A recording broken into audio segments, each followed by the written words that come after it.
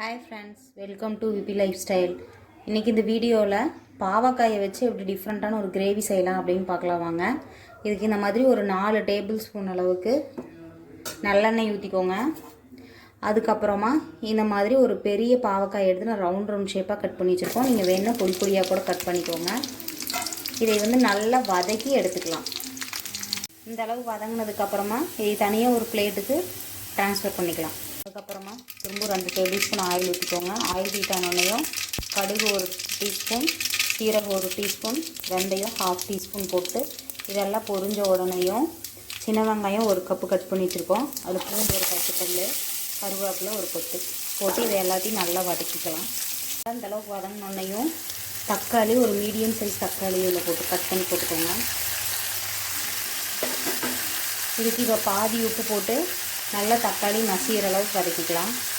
தக்காளி நல்லா மசிஞ்சு வதங்கினதுக்கப்புறமா 1 டேபிள் ஸ்பூன் மிளகாய்த்தூள், 2 டேபிள் ஸ்பூன் கொத்தமல்லி தூள், 1 டீஸ்பூன் மஞ்சள் தூள் இது எல்லாத்தையும் போட்டுக்கலாம். போட்டு இதை நல்லா மிக்ஸ் பண்ணிட்டு இது கூடவே நம்ம ஆல்ரெடி வதக்கி வச்சுருக்கிற பாவக்காயும் போட்டு நல்லா மிக்ஸ் பண்ணிக்கலாம். வதக்கின பாவக்காயை கொட்டி இந்த அளவுக்கு மிக்ஸ் பண்ணோன்னையும் ஒரு எலுமிச்சம்பழம் சைஸ் புளியை ஊற வச்சு அந்த கரைச்சிட்டு அந்த தண்ணியை மட்டும் உள்ளே ஊற்றிக்கலாம். அது கூட தேங்காய் ஒரு 5 டேபிள் ஸ்பூன் அளவுக்கு நல்லா பேஸ்ட் மாதிரி அரைச்சி வச்சுருக்கிறதையும் உள்ளே கொட்டிட்டு நல்லா மிக்ஸ் பண்ணிக்கலாம்.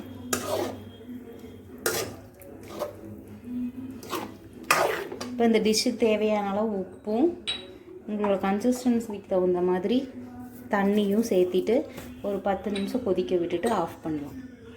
லைட்டாக பபிள்ஸ் வர ஸ்டேஜில் ஒரு 2 டேபிள் ஸ்பூன் அளவுக்கு நான் சுத்த தேன் ஊற்றிக்கிறேன். நீங்கள் இதுக்கு பதிலாக வெல்லம் போடுறதுனால போட்டுக்கோங்க. ரெண்டுமே டேஸ்ட் நல்லா தான் இருக்கும். இப்போ இதை ஒரு 1/4 மணி நேரம் நல்லா கொதிக்க விட்டுறலாம். நம்ம ஊற்றின எண்ணெய் ஃபுல்லாக மேலே திரிஞ்சு வர வரைக்கும். பாருங்க, 1/4 மணி நேரம் கொதிக்க விட்டால் இந்த மாதிரி தான் மேலே ஃபுல்லாக எண்ணெயெல்லாம் நல்லா திரிஞ்சு நிற்கும். இப்போ குழம்பு ரெடி ஆயிடுச்சு. கொத்தமல்லி தலையை போட்டு குழம்பு இறக்கிடலாம்.